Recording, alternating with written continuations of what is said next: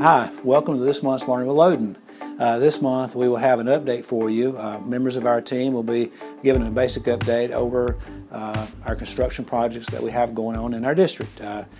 We were very blessed 2 years ago to have our community to vote and pass a bond issue referendum, and with the funds that we've received from the referendum, we've already completed a stadium project. We currently have 10 rooms that are being added on to Century. One thing that we had campaigned on was just adding rooms to Century, but we're also hardening enough of the building so it's FEMA grade. So if we have a tornadic event, the children and staff members there will be safe. And we have several other projects that we're working on that we'd like to talk about. And Dr. Kopp and other members of our team will be here to talk about our Performing Arts Center and some of the other things that we're doing as we wrap up this bond issue. And we may even dangle some carrots out there as far as the future, because in Nixon, about every 3 years, we've had a bond referendum, and we have other projects as we're a growing district that we'll be talking about in the near future. Hey everybody, welcome to another edition of Learning with Loden. We're really excited to bring you just another topic as we close out the 2020-21 school year, and it's on construction. And Dr. Kopp, we have been going strong with construction, a lot of dirt moving, a lot of stuff's going on. I guess the project that's going to finish out the rest of this year and the summer is going to be Century. So what is Century looking like right now? Well, Century's looking great. We had those snow days and some tough weather, and that has not stopped our folks from getting the job done. We are still hopefully on the right path to get finished right around the end of June is what we're looking at. Right now, we should be about finished up with drying the 10 classroom addition in, so that really the weather shouldn't impact us from here, because most of the construction work will be inside. And so we're really excited about that 10 classroom addition, as well as a multi-purpose room. And Zach, I know you know this, but several of those classrooms are storm ready and storm shelter ready for our students in the event of inclement weather. And so we're very happy about that. Now, there's one other thing happening to Century. We'll be improving the entrance, making it a more secure entrance, a safer entrance. And so that will be happening right around summer school time. So a lot happening at Century. One final thing about Century as well, we will be extending the drive lane. And so I know for those of you that no one has any thoughts on Century's like a drop-off pickup. Yes, for those of you that maybe have been stuck out on North Road, we will hopefully see improvements there once we extend that drive lane. So some great things happening at Century. And so I know in past projects what'll happen is we just kind of finish it up, and then over the summer we let the teachers who are moving back from Summit with fourth grade, they'll get a chance to come in, set up their classrooms, kind of get ready before those August days, so they're ready to go for the students to come in. Something similar coming in? Absolutely. We've been very impressed with our contractor, R.E. Smith, and they are very motivated to be finished at the end of June, which will give us some great time from June till the start of school in August for our teachers to get in, get those classrooms ready, and be ready for the children come the first day of school. That's great. And I know for the district we'll have a ribbon cutting and kind of the grand tour for everybody coming in. We'll have it'll be a little bit more, I guess, open from the past. Hopefully as COVID restrictions kind of lift just a little bit, we'll make sure we get people in so they can tour the school, but just be watching for that kind of info. Would that be a good way to do it? Yes, Okay. Should be a great celebration. Okay, awesome. Well, and then I know our big signature project that's coming out is our Center for the Performing Arts. Brandon, how excited is that like part of the school for that the Performing Arts Center to come about? Yeah, I think we're all very excited, but it's not just for the high school. We're excited at all levels. All of our fine arts programs are going to have the opportunity to use it. So I know there's a lot of buzz at the elementaries, actually being able to have a place that can house everybody, and even with COVID, it would still provide, with 50% capacity, still a lot of people to be able to come and watch these events, and so we're excited to have that. And then if we ever get past COVID, we'll have about 1,100 seats that we can host some major events there. Well, and Dr. Kopp, so with the construction process, it's going to be a process. So what's that going to kind of look like at the high school? What can people expect over the next couple school years? The chaos that's going to ensue once this goes on. Can we ask first that everybody just be patient as we're going through this process? Be patient with us. Yes. You see, these big organizations, pardon our progress, right? This is progress. Yeah, you mentioned the process, Zach, and honestly, the process has been going on really the past year. I give Mr. Clark and the fine arts team so much credit. All of our teachers, from band to choir to drama, have been involved in helping us with designing the Center for the Performing Arts and having a lot of input. And so we've spent a lot of time together really getting those plans put together. And so right now, with the plans, they have been put out to bid. We will be opening up bids, I believe, March 24th. We believe we're going to have some great contractors that are going to put in for that contract. And so we're excited about that.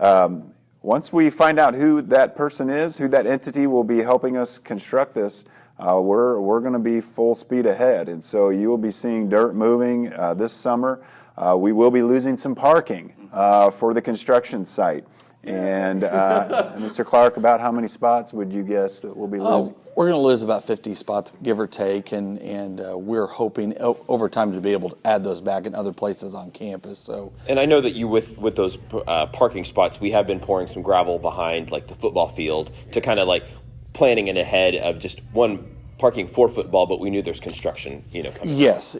So with that, we do have temporary parking out there that allows our students to park. So for those sophomores that are worried that they're not going to get a place to park and get to drive to school for the first time, and I know I was there. I was a late April child, and so I get that there will be a place to park. It may not be in the most opportune place, but you will get to park on campus. There will be several phases to this, Zach. This isn't just the Center for Performing Arts. This is also a remodel of all of those different spaces for our fine arts departments. And so we will be staging that. Another important piece to all of this is finishing our third floor at the high school, because once we finish the unfinished space that is at the high school, we'll be able to move those different groups to the third floor just for the time being while we can remodel their spaces as we are building the Performing Arts Center. So really what it's going to be is kind of as they vacate one space, we'll go in, remodel it, and then maybe shift around everybody to where, the band may be in the theater or maybe in the choir or maybe upstairs, or, and the theater performances may look a little different for a couple years as we kind of finish stuff out. So it's going to be really exciting, but we're just going to kind of work through all of those bumps and anything that happens with any kind of construction. So one thing we want the community to know is we will be having sort of a sending off the current auditorium, a final performance. And so I know our drama and our arts team is putting together a neat performance for that. Mrs. Fleetwood's excited about that because I know there was a lot of care and work that went into designing that particular theater. And it's, over 20 years old? Yes. and still to date, it's one of the best theaters in the area. It just, for us, it's just not big enough for all the things as our school has grown, as we've doubled over the last 20 years in our student population. It just doesn't meet our needs, but we want to give it a proper send-off. And so we're excited to do our fall musical here in November and be able to kind of tie a nice bow on it and send that off, and then it will become our band room. And I think we would both agree the arts are alive and well in Nixa. So. I think you don't need to go to Broadway, you don't need to go to Branson, you come to Nixa and you come to our high school and you'll see some wonderful performances in all of those different areas. And so to be able to expand the arts and grow those programs, as we grow as a community, that's very important. We know that when kids are involved in activities, that leads to better achievement across the board. And so expanding those opportunities for our kids is just going to be a great thing. Not to mention, our community is going to really benefit from this as well. So you bring up the community. I know this is not just for the students, like you said. Our desire at the school district is to really bring this as a community center, to bring in shows and musical performances and plays that our entire community can be a part of, but then also that will bring in business from outside of Nixa, from Springfield and other surrounding communities that will come to Nixa, spend their dollars here, and get to see a world-class performance that maybe they couldn't see. It's going to be I guess a good size would be the size of the Galois Theater. So if anybody needs kind of a comparison of shows and everything else, so Dr. Kopp, what is it like to be able to bring like something that's going to bring business to Nixa with all these additional performances? Oh, I mean, it's for all those reasons you just mentioned. It is going to be wonderful for our community, wonderful for the restaurants around here as we're bringing folks in to just have a great night at the theater, right? A great night to see our band perform, to see our choir perform, or to see maybe a group outside of Nixa Public Schools come in. When we do those sort of things, it really provides just a nice date night for maybe a couple, or just for a whole great family event for our families in Nixa. And really, I think just a wonderful boost to the community. I know our chamber, I know Chris Russell is really excited about this. I know within that, where the city is doing some things for the arts, and so it's just been neat to see how the arts is blossoming in Nixa. You know, Mr. Clark, I know you hear it a lot when people come from outside of Nixa, like Springfield teams come down or regional teams. They always say, oh, I didn't know Nixa had that, or they think Nixa is like really small, but then they come here and they see everything that we have with the restaurants and the shopping and everything else. How do you think that's going to even expand? Because it's mainly athletes or athletic families that come in, so we've got a whole nother opportunity here. Yeah, as I've gone around the state, and I get to go to meetings, and people are very jealous of what we're doing, because not only are we getting to build these great event centers, whether it's for athletics or activities, we have such a great community that actually supports it. Most common thing I hear is, well, our community would never vote for that. And I just feel so blessed. I know we're blessed to work for a school district that you know, and for a community that wants these things and wants to see what we're doing. I always like to brag on our programs, but when we were in the design process, our architects, as awesome as they are, did not understand the scope and magnitude of what our programs were already doing and where we plan to take them in the future. And I had to actually bring them in and go, watch this. They didn't understand when we said a theater performance, it's not a church like theater, you know. No, they were like thinking a few drop down sceneries, yeah. and they walk in and they see this elaborate set, and then they see a almost 300 piece marching band and over 300 members of our choir, and they're like, this was not our high school, you know, and so it makes me so proud, one, to be able to show that off, but just to know that we live in a community that wants to support it, and I can't work for a better school district. Well, and I know just as we've been talking with a lot of things, this is something, it's our opportunity as a school district to make sure we provide programming for people who have nothing to do with the schools. Like, it's a true community focus aspect to where you may never have a kid in our school district, but by golly, we'll have a musical performance or a theater performance or something that maybe you can come and be a part of, because, I mean, these are their tax dollars, and we want to make sure that they see a benefit out of everything, whether the business coming in or just being able to come in and use that as well.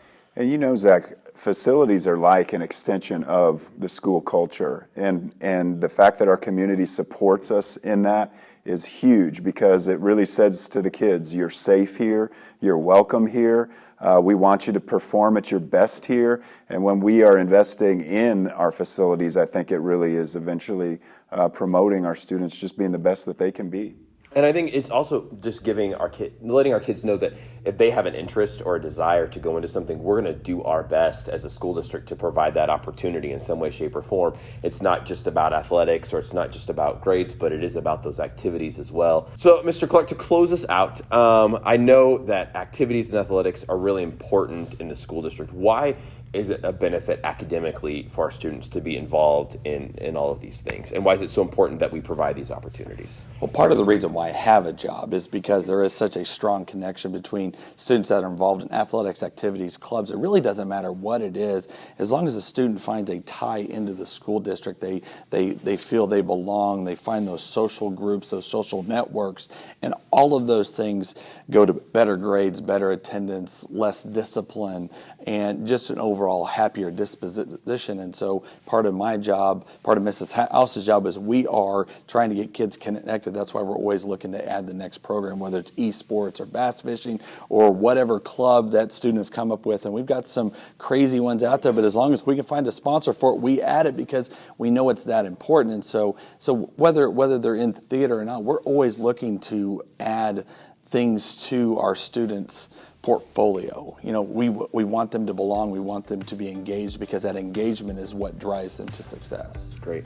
Well, Nixa, we want to thank you so much for just your support of our school district and our students and providing them with all these opportunities. And so we invite you to tune in next time for an academic update for the next Learning with Loden.